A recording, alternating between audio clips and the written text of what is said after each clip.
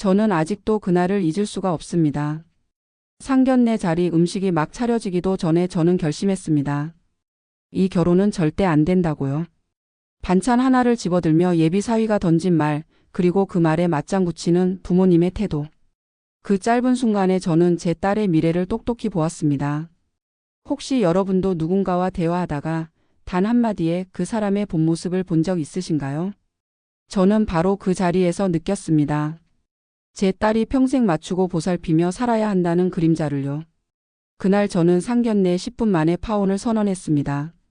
사람들은 저를 성급하다 했지만 제게는 분명한 이유가 있었습니다. 오늘 그 이야기를 들려드리려 합니다.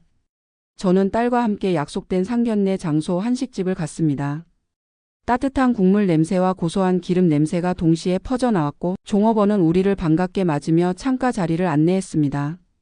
상위에는 반찬 몇 가지가 미리 차려져 있었는데 단정한 그 모습이 오히려 저를 더 긴장하게 만들었습니다. 오늘은 제 딸의 인생을 결정할지도 모르는 날, 저는 교사로서 수십 년간 아이들을 지켜온 경험보다도 훨씬 무겁게 느껴졌습니다. 곧 예비 사위와 그의 부모가 들어왔습니다. 예비 사돈댁 어머니는 깔끔한 정장을 입고 있었고 예비 사돈댁 아버지는 무표정에 가까운 얼굴로 짧게 고개를 끄덕였습니다. 예비 사위는 웃음을 지으려 애썼지만 의자를 서둘러 당기는 모습에서 긴장이 그대로 묻어났습니다. 서로 인사를 나누고 자리에 앉아 종업원이 따뜻한 차를 따라 주었습니다. 김이 피어올라 얼굴에 스치자 잠시 마음이 풀리는 듯 했습니다. 저는 잔을 들고 간단히 건배사를 했습니다. 아이들이 서로 존중하며 건강하게 잘 살기를 바랍니다. 잔이 부딪히는 소리에 잠시 미소가 오갔지만 공기는 여전히 어색했습니다. 예비 사위가 젓가락을 들더니 미간을 찌푸렸습니다. 이 반찬은 제 입맛에 안 맞는데요. 혹시 다른 거 더 가져다 주실 수 있나요? 그 순간 저는 살짝 놀랐습니다. 상견례 자리는 서로 배려하며 지나가는 게 일반적이라 생각했는데 첫마디가 반찬 투정이었으니까요. 그런데 더 놀라운 건 그 다음이었습니다. 예비 사돈댁 어머니가 즉시 종업원을 불렀습니다. 우리 아들이 입이 좀 까다로워서 그래요. 어릴 때부터 늘 따로 챙겨줘야 했어요. 결혼해도 며느리가 세심하게 맞춰주면 큰 문제는 없을 겁니다. 저는 웃는 얼굴을 유지했지만 속으로 무언가 굳어졌습니다. 제 딸은 얼른 미소 지으며 괜찮아요라고 말했지만 손끝이 긴장된 듯 젓가락을 꽉 쥐고 있었습니다. 잠시 후 종업원이 반찬을 더 가져왔습니다. 예비 사위는 고개를 끄덕이며 맛을 보더니 만족스러운 표정을 지었습니다. 예비 사돈댁 어머니는 흐뭇하게 웃으며 말했습니다. 우리 아들은 늘 보살핌을 받아야 하는 아이예요. 며느리가 하나부터 열까지 잘 챙겨주면 얼마나 고맙겠어요. 저는 차를 한 모금 마셨습니다. 뜨거운 김이 목을 타고 내려갔지만 마음속은 오히려 차갑게 얼어붙는 듯 했습니다. 며느리의 역할을 하나부터 열까지 챙겨주는 사람이라고 못 박는 말. 그것은 단순한 기대가 아니라 당연시하는 태도였습니다. 식탁 위에 음식이 더 놓이고 대화는 조금씩 이어졌습니다. 하지만 제 귀에는 작은 말들이 가시처럼 박혔습니다. 예비 사위가 집에서 물은 꼭 냉수로만 마신다고 말하면 예비 사돈댁 어머니는 곧장 그런 것까지 알아서 챙겨줄 수 있는 아내가 필요하다고 덧붙였습니다. 예비 사돈댁 아버지는 말없이 고개만 끄덕였지만 그 끄덕임이 맞다는 확신으로 보였습니다. 저는 조용히 제 딸을 바라봤습니다. 아이는 억지로 미소를 유지했지만 눈빛이 흔들렸습니다. 저는 속으로 다짐했습니다. 오늘만큼은 그냥 넘기지 않겠다고. 상견례란 서로의 가치를 확인하는 자리입니다. 그런데 이 자리에서 이미 드러난 건 제 딸이 평생을 맞추며 살아야 한다는 그림자였습니다. 저는 그때 직감했습니다. 이 결혼은 시작부터 위험하다는 것을. 반찬 몇 가지가 더 놓이자 예비 사돈댁 아버지가 숟가락을 들며 툭 내뱉듯 말했습니다. 아들은 회사 일이 바쁘니 집안일은 며느리가 전적으로 맡아야지. 그래야 집안이 편하지 않겠습니까? 순간 제 귀에 그 말이 쿵 하고 박혔습니다. 식당 안은 여전히 조용했고 종업원이 옆 테이블에 물을 따르던 소리가 유난히 크게 들렸습니다. 예비 사위는 그 말을 듣자마자 씩 웃으며 맞장 붙였습니다. 맞아요. 저는 집안일을 잘 못해요. 대신 밖에서 열심히 벌어오면 되는 거죠. 예비 사돈댁 어머니가 그 대답에 곧장 덧붙였습니다. 남자는 밖에서 여자는 안에서. 그게 가장 평안한 법이에요. 요즘 젊은 사람들은 다들 헷갈리는데 우리 집은 전통적인 방식을 지켜왔습니다. 저는 숟가락을 내려놓았습니다. 웃는 얼굴을 유지하려 애썼지만 속으로는 서늘한 기운이 퍼져나갔습니다. 제 딸은 얼굴이 굳었지만 애써 고개를 끄덕였습니다. 아이의 손이 젓가락을 쥔 채로 힘이 들어가 있는 게 제 눈에는 너무도 선명하게 보였습니다. 그때 종업원이 다시 다가와 물을 채워주었습니다. 예비 사위는 자연스럽게 잔을 밀며 말했습니다. 아, 저는 늘 냉수만 마셔요. 따뜻한 물은 잘 못 마십니다. 다음부터는 차가운 걸로 부탁드릴게요. 종업원이 놀란 듯 고개를 끄덕이며 돌아서자 예비 사돈댁 어머니가 흐뭇하게 웃으며 말했습니다. 이 아이는 작은 것 하나까지 챙겨줘야 해요. 며느리가 그런 습관은 다 외워서 맞춰야죠. 그래야 다툼이 생기지 않아요. 저는 차를 한 모금 마셨습니다. 그러나 뜨거운 물이 목을 타고 내려가는 순간에도 가슴은 더 답답해졌습니다. 제 딸은 잠시 눈을 내리깔았다가 억지로 미소를 지었습니다. 그 작은 모습이 저를 가장 아프게 만들었습니다. 잠시 후 음식이 더 나오자 예비 사위는 젓가락으로 고기를 집으며 말했습니다. 저는 고기도 잘 굽지 못해요. 결혼하면 아내가 알아서 구워주겠죠. 예비 사돈댁 어머니는 기다렸다는 듯이 대답했습니다. 당연하지. 며느리가 하나부터 열까지 다 챙겨주고 보살펴야지. 그래야 남자가 밖에서 큰일을 하지 않겠어요? 예비 사돈댁 아버지는 짧게 고개를 끄덕이며 그게 집안의 평화지라고 말했습니다. 저는 속으로 한숨을 삼켰습니다. 교사로 살며 수없이 보아왔습니다. 늘 요구만 하는 관계는 결국 상대를 지치게 만든다는 것을. 집안일도 습관도 심지어 취향까지 모두 아내가 맞춰야 한다는 말. 그것은 사랑이 아니라 부담이었습니다. 제 딸은 옆에서 고개를 끄덕이며 네, 노력하겠습니다 라고 대답했지만 그 목소리가 흔들리는 것을 저는 놓치지 않았습니다. 아이의 눈빛에는 이미 피곤함이 스며 있었습니다. 저는 다시 한번 차잔을 내려놓았습니다. 잔 아래 고인 물방울이 천천히 번져나가는 모습을 바라보며 마음속에서 결심이 자라나고 있음을 느꼈습니다. 이 결혼은 내 딸에게 평생의 짐이 될 수 있다. 그리고 그 결심은 10분이 채 되지 않아 굳어져 갔습니다. 테이블 위에는 반찬이 가득했지만 제 눈에는 음식이 하나도 들어오지 않았습니다. 차를 몇 번이나 들었지만 목을 타고 내려가는 건 뜨거움이 아니라 불편한 공기뿐이었습니다. 예비 사위는 반찬을 골라 집어들며 태연하게 말했습니다. 저는 김치 종류는 많이 못 먹어요. 대신 고기는 좋아하죠. 결혼하면 아내가 제 입맛에 맞게 요리해 주면 좋겠어요. 예비 사돈댁 어머니가 흐뭇하게 웃으며 거들었습니다. 우리 아들은 어릴 때부터 까다로워서 늘 특별히 챙겨줘야 했어요. 며느리가 입맛까지 맞춰주면 참 편할 거예요. 저는 더 이상 숟가락을 들 수 없었습니다. 제 딸은 억지로 웃으며 네, 노력하겠습니다 라고 했지만 눈빛이 흔들리고 있었습니다. 그 눈빛은 교사로 살아온 제게 너무도 익숙했습니다. 교무실에서 자기 의견을 포기하고 선생 말에 끌려가던 아이들의 눈. 그 눈빛이 지금 제 딸에게서 보였습니다. 결정적인 순간은 그 다음이었습니다. 종업원이 국을 다시 내왔는데 예비 사돈댁 아버지가 숟가락을 들며 무심히 말했습니다. 남자는 밖에서 열심히 벌어야 하고 여자는 안에서 집안을 지켜야지. 그게 제일 합리적이고 평화로운 겁니다. 예비 사위는 그 말에 고개를 끄덕이며 웃었습니다. 저도 그렇게 생각해요. 밖에서 일하다 보면 집안일은 잘 못하니까요. 아내가 알아서 챙겨주면 큰 문제 없죠. 그 순간 저는 확실히 알았습니다. 이 집안에서 제 딸은 존중받지 못할 것이라는 걸. 결혼이라는 이름으로 시작하겠지만 결국 아이는 보살피는 역할만 떠맡으며 자신을 잃게 될 거라는 걸. 저는 차잔을 조용히 내려놓았습니다. 공기가 무겁게 가라앉았습니다. 모두가 제 쪽을 바라봤습니다. 오늘 이 자리에서 부모로서 할 말을 해야겠습니다. 제 목소리는 낮았지만 제 안의 떨림은 멈추지 않았습니다. 지금까지의 대화를 들으며 분명히 느꼈습니다. 두 집안의 가치관은 너무 다릅니다. 이대로 결혼을 진행한다면 제 딸이 오래 힘들 것입니다.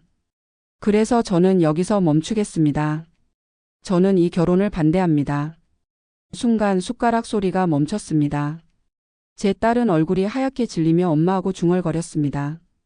예비 사위는 당황해 눈을 크게 떴고 예비 사돈댁 어머니는 입술을 굳게 다물었습니다.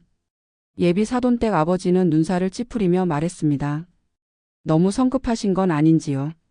아직 아이들끼리 더 알아갈 시간도 필요한데 말입니다. 저는 고개를 저었습니다. 성급하게 보일 수도 있습니다. 하지만 저는 부모로서 제 아이가 줄어드는 모습을 방금 이 자리에서 똑똑히 보았습니다. 규칙은 함께 만드는 겁니다. 그러나 지금 들은 말은 모두 한쪽이 정하고 다른 쪽이 맞추라는 말이었습니다.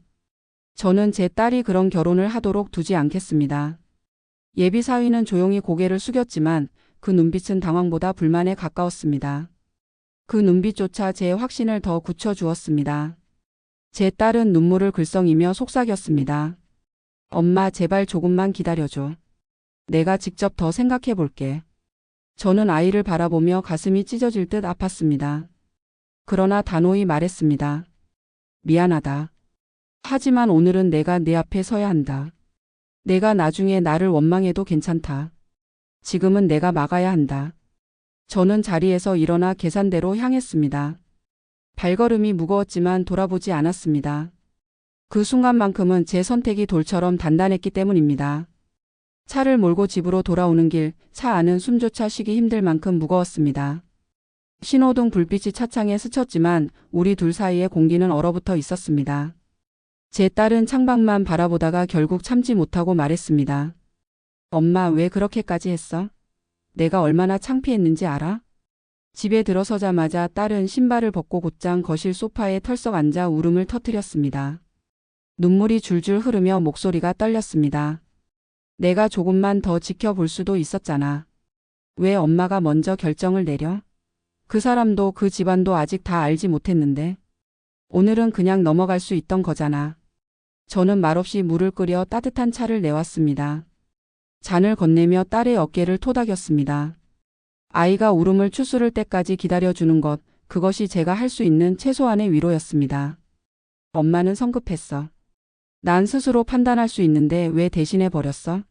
딸이 울음 섞인 목소리로 따져 물었습니다. 저는 깊게 숨을 내쉬며 조용히 대답했습니다. 맞아, 성급했을지도 몰라. 하지만 엄마 눈에는 내가 이미 줄어드는 게 보였어.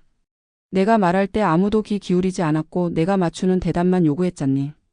그게 앞으로 반복되면 넌 결국 너 자신을 잃을 거야. 엄마는 그걸 두 눈으로 본 거야. 딸은 울음을 멈추지 못한 채 고개를 저었습니다. 엄마가 너무 앞서갔어. 내가 감당해야 할 걸 엄마가 대신 짊어진 거잖아.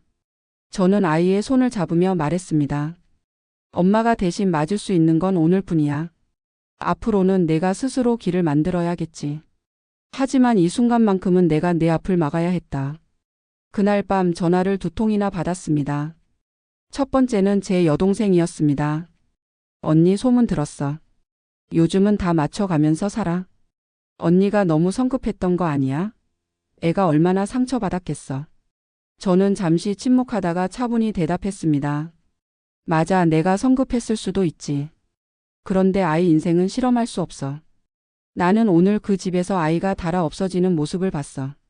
그걸 모른 척할 수는 없더라. 여동생은 말이 없었습니다. 잠시 한숨만 들려오더니 통화는 조용히 끝났습니다. 잠시 후 제 친구에게서도 전화가 왔습니다.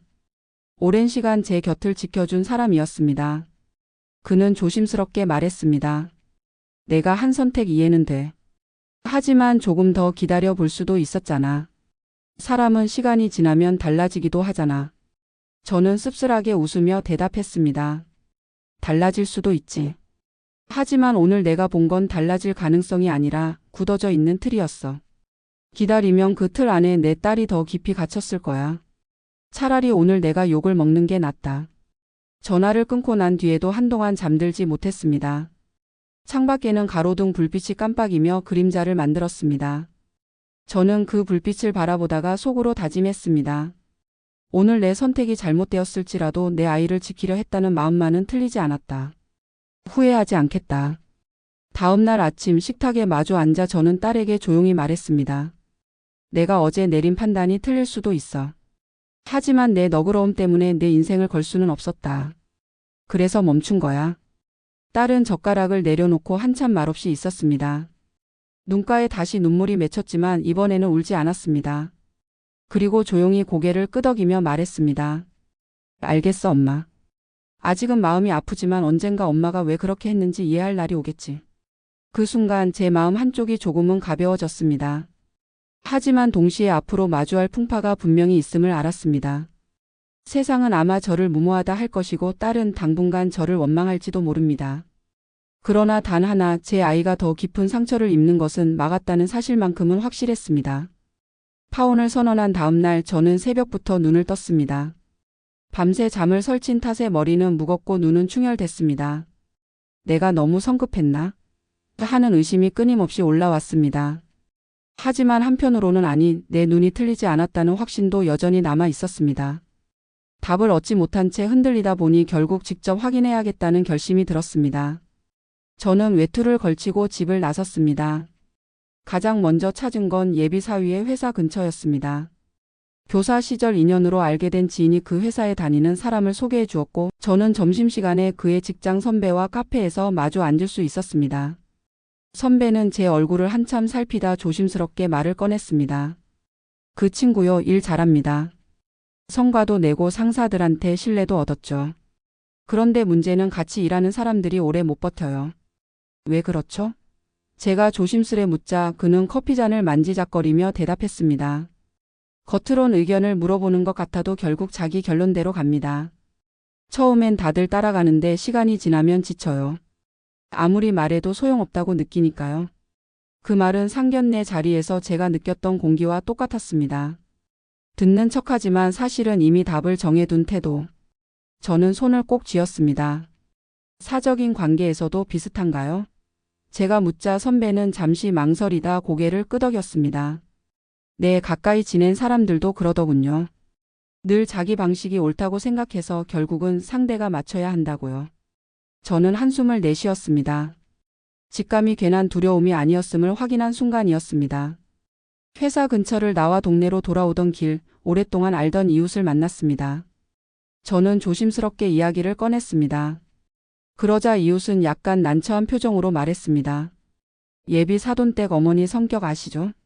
깔끔하고 원칙적인 건 좋은데 문제는 늘 자기 기준에 맞아야 한다는 거예요.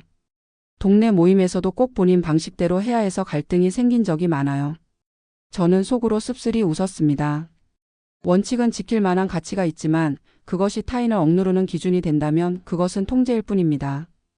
교사로 일할 때도 그런 부모를 많이 봤습니다. 아이의 생활을 시간 단위로 관리하며 늘 성과를 요구하던 부모들. 결국 그 아이들은 자기 뜻을 표현하지 못하고 무기력해졌습니다. 저녁이 되어 집에 돌아오자 제 딸은 책상에 앉아 있었습니다. 눈가는 여전히 부어 있었지만 표정은 어제보다 차분했습니다. 저는 낮에 들은 이야기를 사실 그대로 전했습니다. 직장 선배의 말, 이웃의 말, 그리고 제가 느낀 직감까지. 딸은 한참 동안 말이 없었습니다. 그리고 낮게 중얼거렸습니다. 나도 그런 느낌을 받은 적 있어. 대화하는데도 내가 내 의견을 말하는 게 아니라 그의 기준에 맞게 대답하는 기분이었어. 처음엔 그냥 내가 예민한 줄 알았는데 엄마 말 듣고 보니 내가 조금씩 줄어들고 있었던 것 같아. 저는 딸의 손을 꼭 잡았습니다. 그게 바로 신호야. 오래 가면 내가 다쳐. 내가 닳아 없어지는 걸 나는 보고만 있을 수 없어. 딸은 눈물이 맺힌 눈으로 고개를 끄덕였습니다. 말은 없었지만 그 끄덕임에 담긴 의미를 저는 느낄 수 있었습니다. 그날 밤 저는 책상 앞에 앉아 펜을 들었습니다. 수신이는 예비 사돈댁 어머니였습니다. 상견례 자리에서 불편을 드린 점 사과드립니다. 이번 결정으로 상처가 되셨다면 제가 모두 책임지겠습니다. 하지만 우리 두 집안이 살아온 방식은 너무 달랐습니다. 서로의 아이들을 위해서 여기서 멈추는 것이 옳다고 생각합니다. 마지막 문장을 쓰며 잠시 멈췄습니다. 우리는 서로 다른 방식으로 아이를 사랑합니다. 그 차이가 불행으로 이어지지 않기를 바랍니다. 그렇게 적고 펜을 내려놓았습니다. 창밖은 이미 어두웠습니다. 가로등 불빛이 흔들리며 그림자를 만들었습니다. 저는 손바닥에 굳은 살을 바라보았습니다. 그것은 수많은 아이들을 지켜낸 증거였고 오늘은 제 딸을 지켜낸 증거가 되었습니다.